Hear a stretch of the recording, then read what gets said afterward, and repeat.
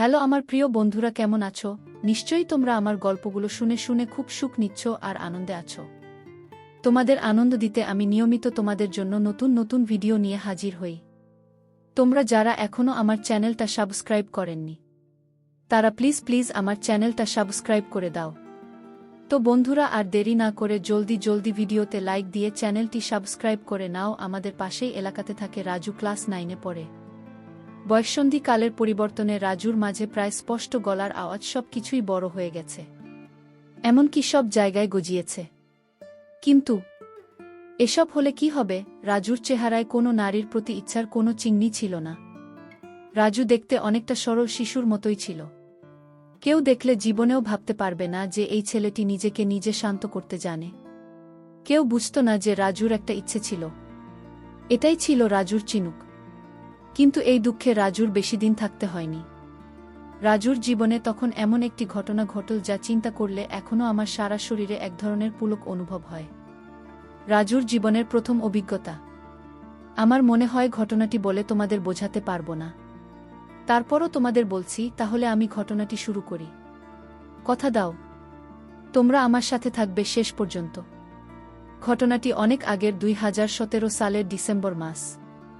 বার্ষিক পরীক্ষা সবেমাত্র শেষ হয়েছে, অনেক ফ্রি টাইম। তার উপর আমাদের গ্রামে প্রচণ্ড শীত পড়েছে। শীতের কারণে ঘর থেকে তেমন বেরোতে পারছিল না রাজু। এমন সময় রাজুর আপু জেসমিন ফোন করে জানাল সে নাকি তার এক বান্ধবীকে নিয়ে গ্রামের বাড়ি আসছে। জেসমিন রাজুর বড় বোন, গত বছর ঢাকা ইউনিভার্সিটিতে অর্থনীতি বিভাগে চান্স পায়। তাই পড়াশোনা করতে থাকে। বছরে 2-3 বার গ্রামে আসেন, এই প্রথম কোনো বান্ধবীকে নিয়ে গ্রামে আসছে। তাই রাজুর পরিবারের সবাই আনন্দিত। ঘরের সবাই বলতে রাজুর মা আর তার বাবা ছাড়া তো কেউ নেই। জেসমিন জানাল ওরা ডিসেম্বরের 20 তারিখে গ্রামে আসবে। বলল থাকবে সপ্তাহ কয়েকদিন। এটা শুনে রাজু তো আনন্দে আত্মহারা। বড় বোন ও তার বান্ধবীর জন্য তখন থেকেই অপেক্ষা করতে শুরু করল অপু। দেখতে দেখতে 20 তারিখ চলে এলো। রাজু যতটা সম্ভব পরিপাটি হয়ে তাদের জন্য অপেক্ষা করতে লাগল। সন্ধে 7টার সময় জেসমিন তার বান্ধবীর বাড়ি পৌঁছাল। ঘরে ঢুকে জেসমিন বলতে লাগল, গ্রামে এত ঠান্ডা রে বাবা, রে বাবা, সারা শরীর জমে কাঠ হয়ে গেল। একটু বিশ্রাম নেওয়ার পর জেসমিন তার বান্ধবীকে তার পরিবারের সবার সাথে পরিচয় করিয়ে দিতে লাগল। রাজুর আপুর বান্ধবীর নাম মৌমিতা। মৌমিতাকে দেখার সাথে সাথে রাজু সারা শরীরে উত্তেজনা ভর করল। ইহ, কি সুন্দর দেখতে! রাজ্য তো পুরো হা হয়ে দেখি সবকিছু। মৌমিতা টাইট জিন্স প্যান্ট আর হলুদ রঙের সোয়েটার পরেছে। জিন্স প্যান্টে তাকে আরও সুন্দর লাগছে, কিন্তু সোয়েটারের আড়ালে তার গুলো লুকিয়ে রয়েছে। তবে ওটুকু দেখে ও বুঝে গেল যে তার সব কিছুই খুব চমৎকার হবে। জেসমিন তার মা বাবার সাথে মৌমিতার পরিচয় করে দেওয়ার পর রাজুর কাছে আসলো আর মৌমিতাকে বলল, এই হলো আমার ভাই রাজু। দেখতে হালকা পাতলা হলে কি হবে, এবার ক্লাস 10-এ উঠবে। তারপর জেসমিন মৌমিতাকে বলল, খুব লাজুক ছেলে, দেখ তোকে দেখে কথাই বলছে না। কি লজ্জা পাচ্ছে? মৌমিতার সাথে সাথে বলল, রাজু, আমাকে তোমার লজ্জা পাওয়ার কারণ নেই। তুমি আমার সাথে ফ্রেন্ড হয়ে কথা বলবে, তোমার আপুর সাথে যেরকম কথা বলো। রাজু মাথা নাড়াল। এভাবে মৌমিতার সাথে রাজুর প্রথম আলাপ। যত সময় গড়াল, দেখতে দেখতে 10টা গেল। রাজুর মা ওদের সবাইকে ডাকল খাওয়ার জন্য। ইতিমধ্যে মৌমিতার সাথে রাজুর অনেক ভাব জমে গেছে। খাওয়া দাওয়া শেষ হতে হতে প্রায় 10টা 30 বেজে গেল। আমাদের গ্রামে হিসেবে অনেক রাত, তাই স্বাভাবিকভাবে ঘুমানোর কথা উঠল। রাজুদের বাড়ি খুব বড় যে তেমন নয়, ছোটখাটো, তবে একটি ছোট পরিবারের জন্য মানানসই। অতিথি এলে ঘুমানোর জন্য একটু সমস্যা দেখা দেয়, কারণ 2টা শোরুম। এক রুমে রাজুর মা আর রাজুর বাবা ঘুমায়, অন্যটা রাজু আর তার আপু ঘুমাতো। রাজু আর জেসমিনের বিছানা যদিও আলাদা ছিল, তারপরও একই রুমে থাকতে হয়। যেহেতু জেসমিন ঢাকা থেকে এসে সাথে তার বান্ধবী, তাই রাজুর মা আগে থেকে 2টা বিছানা সুন্দর করে রেখেছে। শীতের সময় তাই 2টা বিছানায় প্রকাণ্ড সাইজের লেপ রাখা হয়েছে। তো বিছানায় যখন 2টি, তাই কে কোনো বিছানায় ঘুমাবেন তা নিয়ে রাজু, জেসমিন, মৌমিতা ভাবতে শুরু করল। ঠিক হল, রাজু আর মৌমিতা এক বিছানায় আর অন্যটা জেসমিন ঘুমাবে। সিদ্ধান্ত জেসমিন বলে দিল। কারণ হিসেবে জেসমিন বলল, মৌমিতার সাথে রাজু যেন একটু গল্পসল্প করে। তাই তো শীতের রাতে তো সবার শরীর ঠান্ডা, একেবারে নাজেহাল। বন্ধুরা, আমিও কিন্তু ঠান্ডা এক্কেবারে জমে গিয়েছি। আনন্দিত মৌমিতা আর রাজু রাত 12টা পর্যন্ত জমিয়ে আড্ডা দিল। আর তা শেষ হওয়ার পর এখন ঘুমানোর পালা। জেসমিন মৌমিতা ঘুমানোর কাপড় করে নিল, দুজনে শর্ট প্যান্ট পরল আর টি শার্ট যা ছিল তাই রেখে দিল। রাজু মৌমিতা একই বিছানায় শুল আর জেসমিন অন্যটাই। মৌমিতা আর রাজু একই লেপের ঘুমাতে হবে, কারণ বিছানায় একটাই লেবু। একটাই লাইট নেভানোর পর ঘরটা অন্ধকার হয়ে গেল। রুমের ডিম লাইট নষ্ট, যার কারণে রুমটি প্রায় ঘুটঘুটে অন্ধকার। এই অন্ধকারই রাজু আর কি করবে, মৌমিতার সাথে একটু একটু গল্প করল। জেসমিন বিছানায় শোবার 10 মিনিটের মধ্যেই ঘুমিয়ে পড়ে। জেসমিনের এমন ঘুম যে তার চোখে জল ঢেলে দিলেও সহজে ঘুম ভাঙে না। আরও রাজু হল জেসমিনের উল্টো প্রকৃতির। রাজু ঘুম সহজে লাগতে চায় না, ঘুমোতে অনেক রাত হয়ে যায়।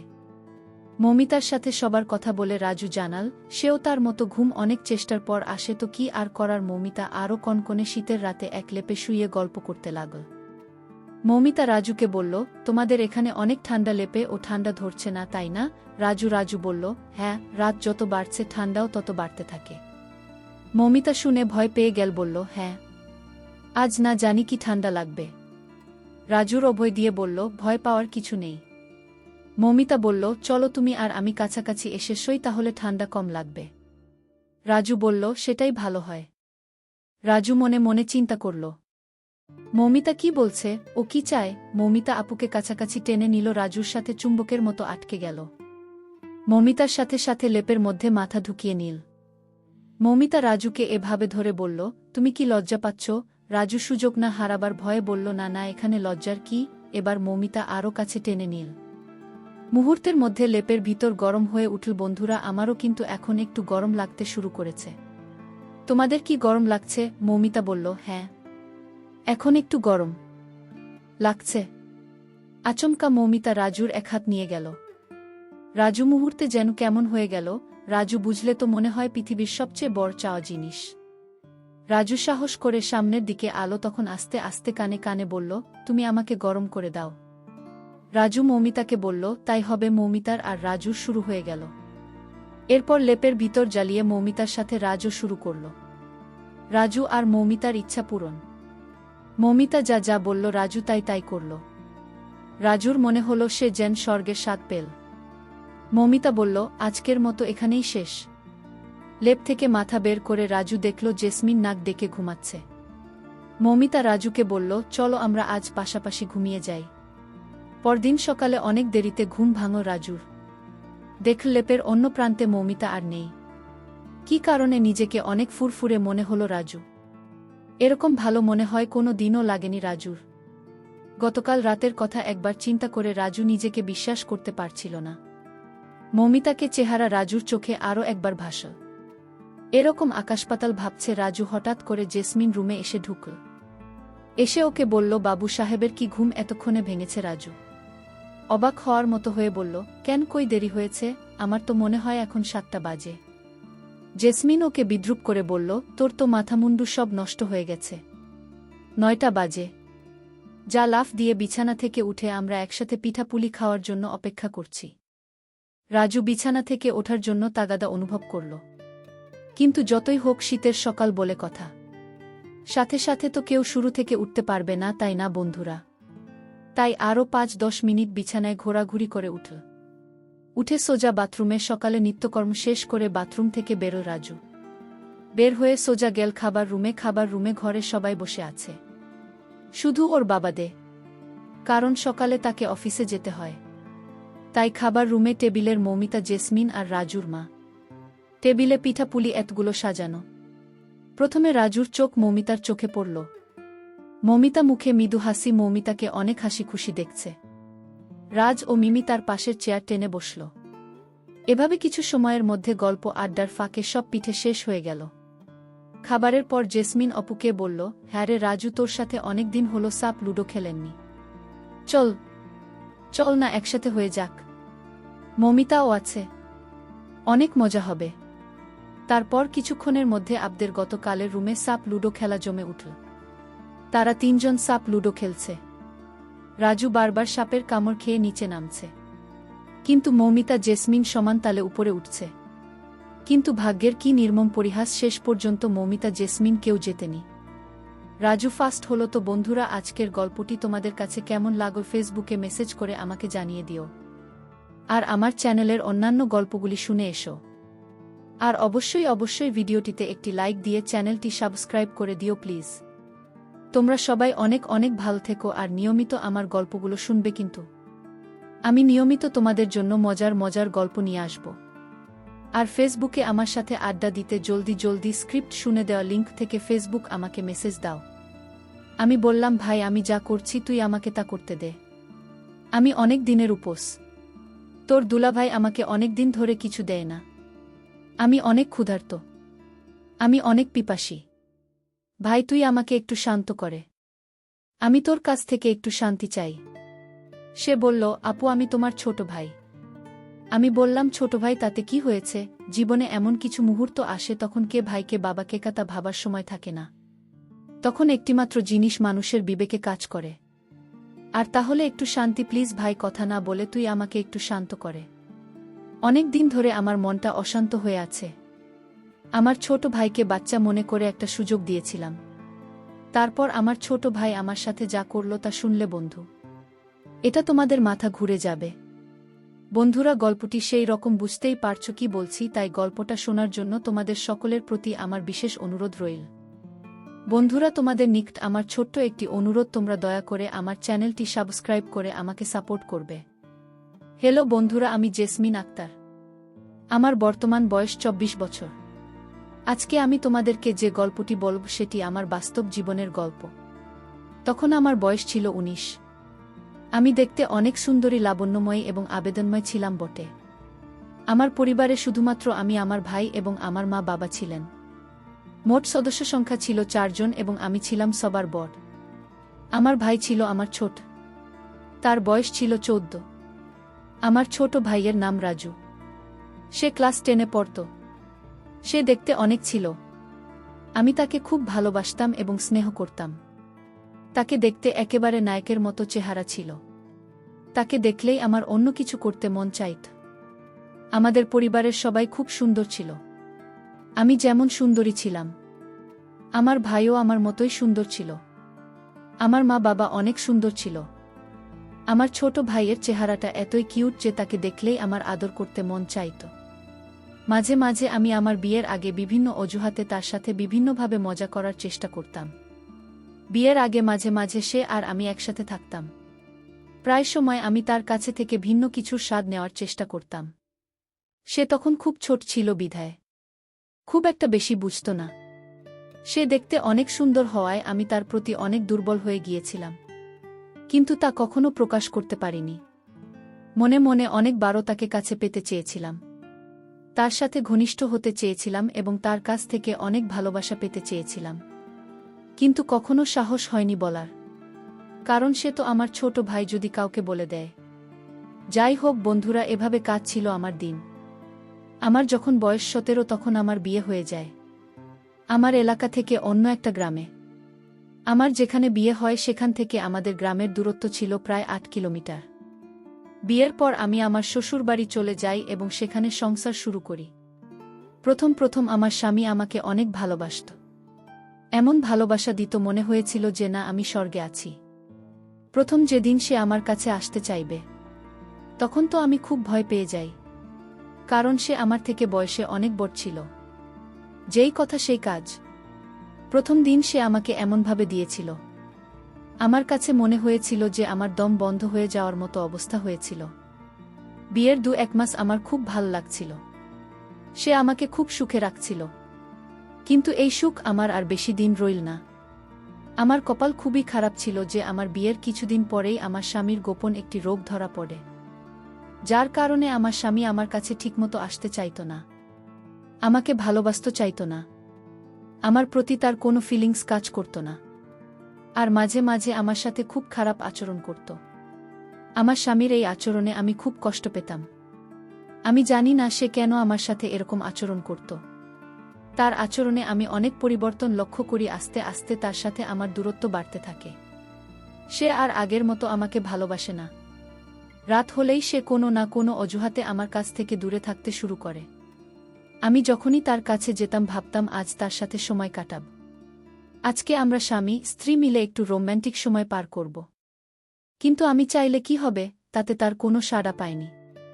আমি যতই তার কাছে যেতে চাইতাম সে আমার কাছ থেকে বিভিন্ন অজুহাতে অনেক দূরে থাকতে শুরু করল। সে এখন আমাকে বিন্দুমাত্র সময় দেয় না।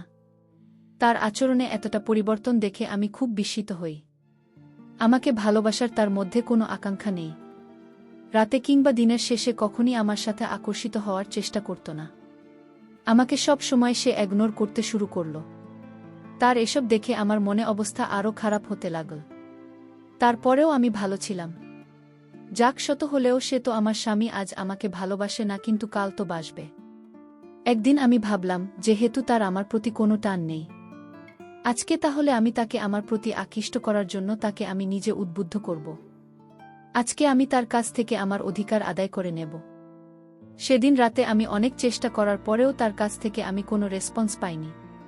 সেদিন রাতে আমি অনেক কষ্ট পেয়েছিলাম। কষ্ট পেয়ে আমি চুপ করে আমার রুমের একপাশে বসেছিলাম। হঠাৎ টেবিলের মধ্যে একটি ডাক্তারি রিপোর্ট দেখতে পেলাম। রিপোর্টটি দেখে আমার মাথা ঘুরতে শুরু করল। সেখানে পরিষ্কার করে লেখা ছিল যে আমার স্বামীর বিশেষ হরমোন একেবারে শেষ হয়ে গেছে। সে আর কোনোদিন আমাকে সুখ দিতে পারবে না। রিপোর্ট দেখে আমি যে কি করব বুঝে উঠতে পারছিলাম না। কারণ আমার স্বামীর বিশেষত্ব নষ্ট হয়ে গেছে। এখন আমি কোনো আশায় থাকব, কিভাবে আমি তার সংসার করব? তার যে সমস্যা, সে তো আর কোনোদিন আমাকে সুখ দিতে পারবে না। আমি আমার জীবনের কথা ভাবতে ভাবতে অনেক কান্না করেছিলাম। এখন আমার কি হবে, কারণ আমার সবেমাত্র জীবন শুরু। স্বামীর ভালোবাসা, আদর, সোহাগ ছাড়া আমি কিভাবে থাকব? স্বামীর আনন্দ সুখ না নিয়ে আমি কোনোভাবেই থাকতে পারব না। এই ভেবে আমি অনেক কান্না করতে থাকি, কিন্তু কাউকে কিছু বলতে পারি না। মনে মনে ভাবলাম, এভাবে আমি আর স্বামীর সংসার করব না। যে স্বামী আমার মন বোঝে না, যে আমাকে ভালোবাসা দিতে না পারুক, অন্ততপক্ষে মনের একটু শান্তিতে দেবে। তাই স্থির করলাম আমি আমার বাপের বাড়ি চলে যান। তারপর একদিন আমার ছোট ভাই আমার শ্বশুরবাড়িতে আসে। বেড়াতে বেড়াতে এসে দেখে আমার মনের অবস্থা একেবারে খারাপ। সে বলল, আপু তোমার কি হয়েছে? আমি বললাম, কিছু হয়নি, আমি শুধু কাঁদছি। আমার ছোট ভাই ভেবেছিল মনে হয় আব্বু আম্মুর কথা মনে পড়ছে, তাই আপু কাছে। তারপর ভাই আমার এই অবস্থা দেখে আমার স্বামী এবং আমার শ্বশুর শাশুড়ির কাছ থেকে বলে আমার বাড়িতে নিয়ে আসে। আমি আমার বাপের বাড়িতে এসে সবসময় নীরবে বসে থাকি আর সব সময় টেনশনে থাকি। আমি টেনশনে অনেক শুকিয়ে গিয়েছিলাম। আমার চোখের নিচে কালো দাগ হয়ে গেছে।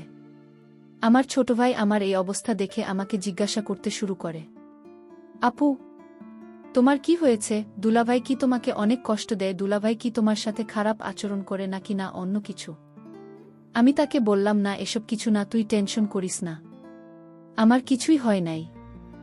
আমি আমার ছোট ভাইকে বললাম, ভাই আমি তোদের বাড়িতে বেশ কিছুদিন থাকব। আমার ছোট ভাই বলল, আপু কিছুদিন কেন? এটা তোর বাড়ি, তুই আমাদের এখানে সারা জীবন থাকবে। ভাইয়ের কথা শুনে মনে অনেক শান্তি পেলাম। মনে মনে চিন্তা করলাম, আমার ভাই যেহেতু আমার জন্য পাগল, আমি আমার স্বামীর কাছ থেকে যা পাইনি আমি আমার ভাইয়ের কাছ থেকে তা নেব। ভাইয়ের শূন্যতা, মিষ্টি ব্যবহার, উদারতা যেন আমাকে অনেক পাগল করে ফেলছে। আমি যে অনেক দিনের ক্ষুধার্ত। একদিন বিকেলে ছাদে বসে ভাবছিলাম আমার কি হবে এখন, আর কান্না করেছিলাম। ঠিক তখনই আমার ভাই সেখানে চলে আসে। আমার কান্না দেখে সে আমার পাশে বসে আমার চোখের জল মুছে দেয় আর আমার কাছে কান্নার তো কণ্ঠে জানতে চায়, কি হয়েছে আপু, আমাকে একটু বলবে? আমি লজ্জায় কিছু বলতে পারছিলাম না। তারপরেও সে অনেক জোর করার পর আমি তাকে বলি যে, বাইরে তুই আমার ছোট ভাই, তোকে যে আমি কি করে বলি? তো দুলাভাই আমাকে আর তেমন ভালোবাসতে পারে না। তার অনেক সমস্যা, তার অনেক বড় সমস্যা। তারা আমাকে ভালোবাসার মতো কোনো ফিলিংস থাকে না। সে আমাকে কোনোভাবেই কোনো তৃপ্তি দিতে পারে না। সে আমাকে কোনোভাবে সুখী করতে পারে না। এখন আমি কি করি বল ভাই? এই দুঃখ কি কারো কাছে বলা যায়? আমার মুখ থেকে এরকম ধরনের কথা শুনে আমার ভাই প্রথমে একটু চুপ হয়ে যায়। আমার ছোট ভাই যদিও বয়সে আমার থেকে ছোট, তার বয়স প্রায় 16-17 কাছাকাছি। সে সব বুঝে কিছুক্ষণ চুপ করে থাকার পর বলল, আপু দুলাভাইকে ডাক্তার দেখাও। আমি বললাম, অনেক ডাক্তার কবিরাজ সব দেখিয়েছে, কিন্তু কোনো কাজ হয়নি। বিয়ের আগেও নাকি তার এরকম সমস্যা ছিল। তারপর অনেক ডাক্তার দেখিয়ে সে কোনোরকম ভালো হয়েছিল, কিন্তু ডাক্তার বলে দিয়েছিল যে আপনার যদি পরবর্তীতে এই রকম সমস্যা হয় তাহলে আর ভাল হওয়ার সম্ভাবনা নেই। আমি আমার ছোট ভাইকে বললাম, ভাই রে, সে আর কোনোদিনও আমাকে সে সুখ দিতে পারবে না। আমার কথা শুনে তারও মন খারাপ হয়ে গেল। আমি মনে মনে ভাবছিলাম, এই সুখ এবং ভালোবাসা যদি আমি আমার ভাইয়ের কাছ থেকে পাই তাহলে অনেক ভালো হবে। তাই আমি একটি পরিকল্পনা করে কান্না করতে করতে আমি তাকে ধরার চেষ্টা করলাম। সে একটু লজ্জা পেল, কিন্তু কিছু বলল না। সে আমাকে বলল, দেখো আপু, তুমি এত টেনশন করো না, দেখি কি করা যায়। তার এই কথা শুনে আমি বললাম, কি আর দেখবে তুমি? আমার সখী তুমি এনে দিতে পারবে। আমি এভাবে থাকতে পারবো না। স্বামীর ভালোবাসাটা আমার খুব জরুরি। ভাই তুমি এসব বুঝবে না, এভাবে থাকতে আমার অনেক কষ্ট হয়। সে আর কিছু না বলে আমাকে নিয়ে নিচে চলে আসে। নাস্তা করার জন্য আমরা নাস্তা করলাম এবং অনেক গল্প করলাম। আমি মনে মনে ভাবছিলাম, আমার ভাই হয়তো আমাকে নিয়ে কিছু ভাবতে শুরু করেছে। তাই আমি অনেক আনন্দ পেলাম। এরপর থেকে আমি আমার ভাইয়ের কাছাকাছি থাকতে শুরু করলাম। রাত হলে সে আমাকে সান্ত্বনা দেওয়ার জন্য সে আমার কাছে থাকত। আমি তো আমার ভাইকে ছোট বাচ্চা মনে করতাম, আর সেও আমার কাছাকাছি থাকতে পছন্দ করত। প্রতিদিন রাতে আমি আর আমার ছোট ভাই একসাথে ঘুমাই। কিন্তু আমার তো রাতে ঘুম আসত না, শুধু চোখে মনে অন্য কিছু বাসনা। আমার পাশে আমার আপন ছোট ভাই শুয়ে রয়েছে। মাঝে মাঝে তার প্রতি লোভ চলে যায়।